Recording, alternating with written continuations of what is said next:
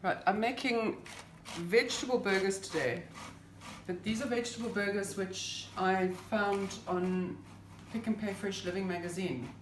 Imagine that. Actually a really nice recipe. What I've done is I've changed it a little bit to suit my own tastes, but it is fantastic. It is something that you can have hot, cold, whatever, and kids love it. It's really good. So I've got a whole head of broccoli grated in here. I have added 2 big button mushrooms to this. I've done 100 grams of cheddar, which is going to be added into that. And I'm going to do a clove of fresh garlic into this.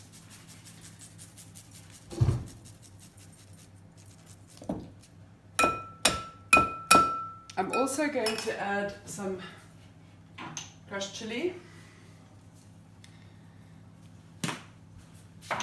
And I'm going to add some salt and pepper.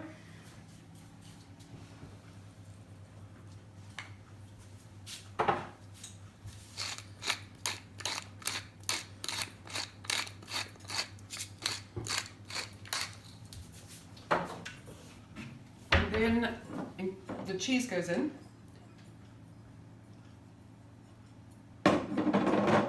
So that's 1 head of broccoli, 2 big button mushrooms, 100 grams of cheese, 1 clove of garlic, fresh, some salt and pepper, crushed chilies. Be nice to have some nutmeg in there as well, actually, but as you know, my nutmeg is right down. Now I'm going to add some flour. So it's about a cup of flour. It's quite a lot of flour, actually, but it seems to work. And then 1 egg. Oh, great. So I'm going to mix the flour in before I do the egg, so that it's dispersed everywhere. And the thing about this is that once you have mixed it all together, you make your little patties, then they need to go into the fridge to set. And it's quite a dry sort of mixture once you've added your egg.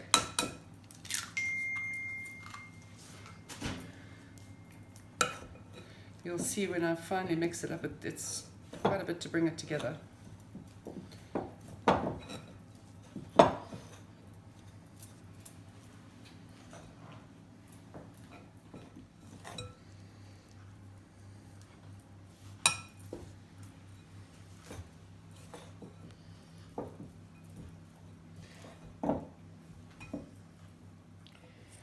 Right, so as you can see, it's quite a stiff dough. So I'm going to make some patties with this. Compress it. Go onto my board with a baking paper.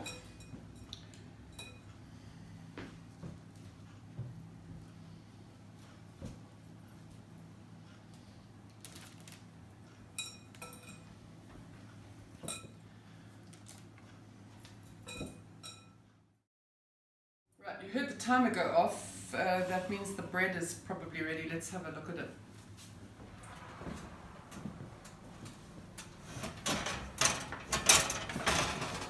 So there's the sourdough. It's nice, crisp. Let's check the bottom. Ouch. That's what you want to hear, that hot sound. So we've got a really lovely crisp shell, which is what a sourdough should have. So we've got the bread, which we've done with the rolls. The rolls I'm going to be using for 2 different types of burgers, the broccoli cheese burgers, and I'm going to make hamburgers, but I'm going to use ostrich mince instead of beef mince. So we will get to that shortly. This goes into the fridge. Okay, onto the beef burgers. As I said to you, I'm using ostrich mince, which is very lean, but I don't eat red meat very much anymore if I can help it. So I started using ostrich mince, which works really well. Into this punnet of ostrich mince goes a spoonful, of course I don't have one, a dessert spoonful of whole grain mustard, some Worcester sauce, the parents preferably, which is really good, a bit of tomato sauce, it's about a tablespoon, some lemon juice. Lemon juice is really good because it accentuates the flavor of meat. It makes meat meatier, if you will. I've forgotten what else I wanted to get. Oh, soy sauce. A bit of soy sauce as well. Oh, sherbet. Okay, that's too much. Well, you saw how fast that soy sauce came out. So I've left this in. I could have edited this out, but I've decided these things happen in real life. So this is what I'm going to do. I've taken most of it out, and I'm not going to put this back in the bottle because now it's got meat. But there's no reason you can't use this in a stew or something because it's going to be cooked. So check the top before you do these things.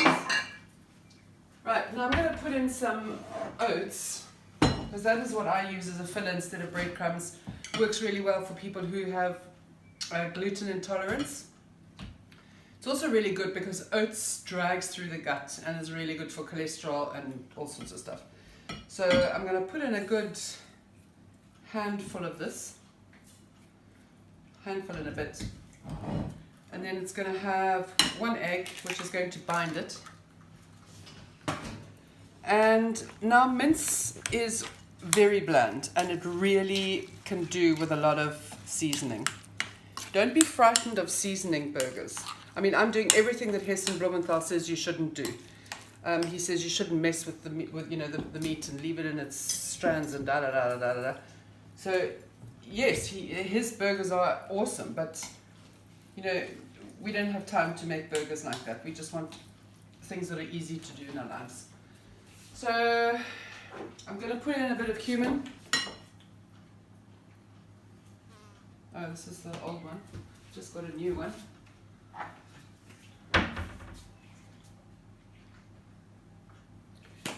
Coriander. I love in burgers. And then a bit of thyme as well. Salt and pepper. I'm not going to go wild on the salt now that I've poured half the bloody soy sauce in there. But I'm going to put quite a bit of pepper in. And then I'm going to give it a mix up. You can see this is actually quite... I might have to put more oats in because it's going to be as salty as hell.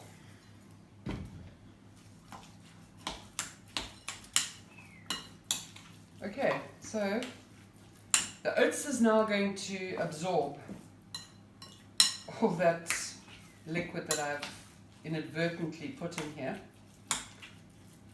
And it's going to firm up a little bit, and then I'm going to make the patties. And then we're going to fry off both of them. Okie dokie, so we are going to do the vegetable burger fry off. I'm going to use some coconut oil again, just to give it something to fry in. These have come out of the fridge now, they're nice and firm. And I'm going to flatten them ever so slightly more so that they can cook through nicely. They really are delicious, and the smell of garlic is coming through. And then, I mean, you can put herbs in there if you want to, you can do whatever. I mean, I've just done the mushrooms and the cheese and the broccoli. Okay, we wait for this to heat up.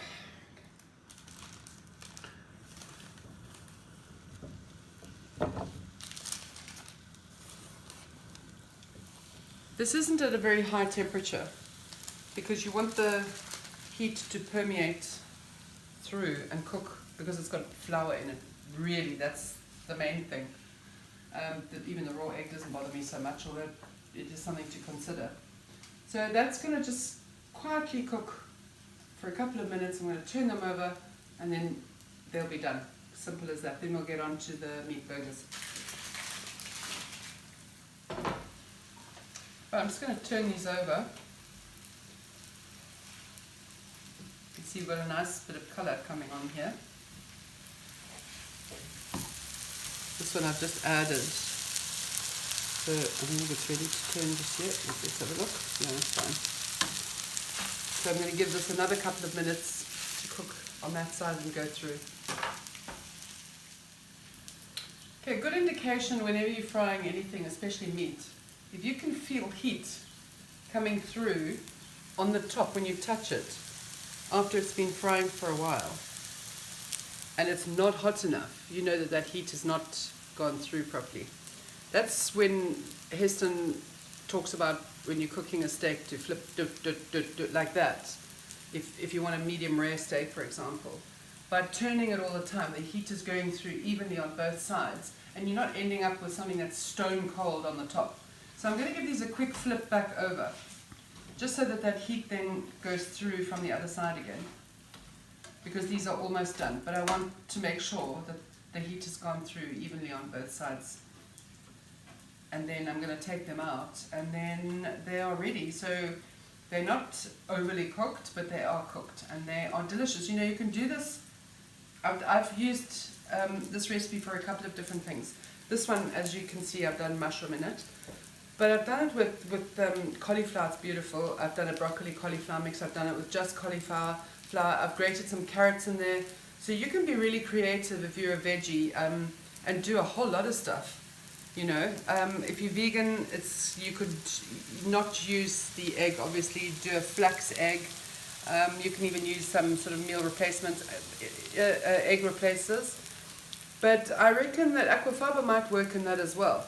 So you can play around with that, definitely. If you're going to use it as a binder, you can put vegan cheese in there as well. Okay, I'm going to take these off now, put them onto this plate.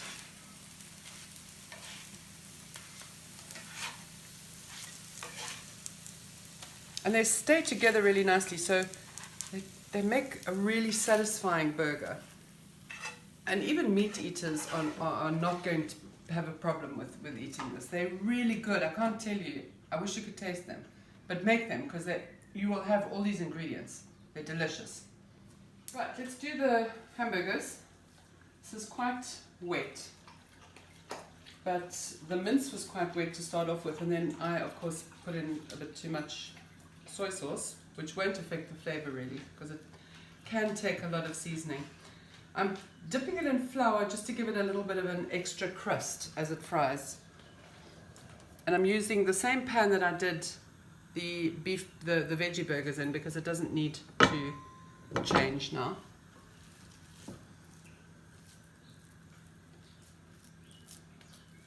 So this is probably about 150 gram burger.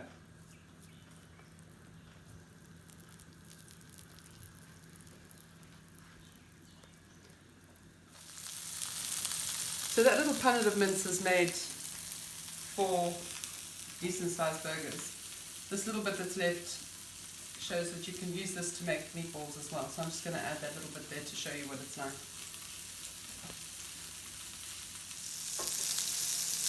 Okay, let's just check these out.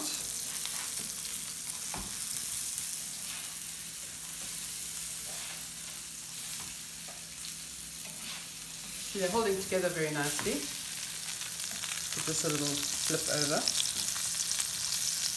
on the meatball. Then leave these to carry on frying rather. And then in the meantime, let's have a look at these rolls. Let me cut it over here because of all the crumbs. But so here, this is your sourdough. It's beautiful. I mean, this is a genuine sourdough. The flavor is really sort of a bit sour because you've got that natural sourdough starter that we've used. I'm going to build a burger for the veggie burger, and then I'm going to build a burger for the meat burger. So I'm not going to bother to put butter on.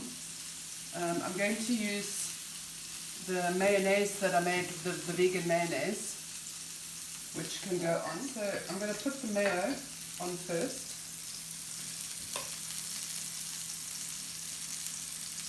Who doesn't like a bit of mayo with their burger? And this has got the garlic in, which is delish. Then we're going to put some lettuce on.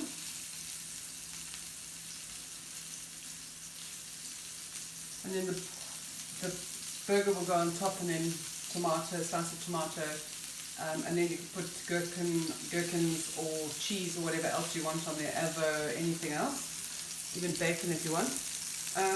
Now let's do the one for the veggie burger. Okay, I'm not going to bother to butter this either because I'm going to use something that we've been making for quite a few years. My mum used to have an art gallery and she always had exhibitions, and then we have this dip which is called ají. It's a Peruvian dish which she was given by a friend who had a Peruvian boyfriend. And from the kind of research that I've done, it's usually green. They make a green ají. Anyway, we do it with red tomatoes. It's completely raw. It is basically fresh tomato, fresh garlic, fresh chili, and olive oil. So this I'm going to use for my veggie burger. So I'm going to put the lettuce on, put that on top, put that back in the oven. Then I'm going to put this delicious, addictive ají on here. I think I might even have to show you how to make this, because seriously this goes on everything, even on scrambled eggs. It is utterly delicious. And then we're going to put that on top. So here you've got this lovely veggie burger that will satisfy anybody. And now we're going to do the beef ones because they are ready. Right, I'm going to slice some tomato, put that on the bottom. Obviously, because of the way I've baked my rolls and the way it's come out, it's a little bit lopsided, but that's okay. Grab a patty, that goes on there. Now, yet again, if you want tomato sauce, put your tomato sauce on there, cheese, whatever you want on there. I'm not going to do that now because I'm just going to show you the burger as it is. So there you have it. A really delicious burger that is easy to make. You don't need to go and buy those pre-made ones in shops. This is delicious. Okay, so today, day 22, has been a sort of a weird day because we cross-referencing a lot of things. I wanted to do the burger buns for you, and so it made sense for me to show you how to do the sourdough bread. At the same time, it's burger day, so I wanted to show you the beef burgers and or hamburgers and the veggie burger. So we're going to try and sort of mash it together to make two separate programs. That one is showing how to make the bread, beg your pardon, and then the other is to make the burgers. But there will probably be a little bit of crossover in there, so that if you're confused, that'll be why. So here we've got the ostrich burgers, the broccoli burgers, the half-eaten burger, and the sourdough bread. I reckon tomorrow we'll do maybe my favorite potato focaccia. It's absolutely delicious. So we'll see you then. Bye.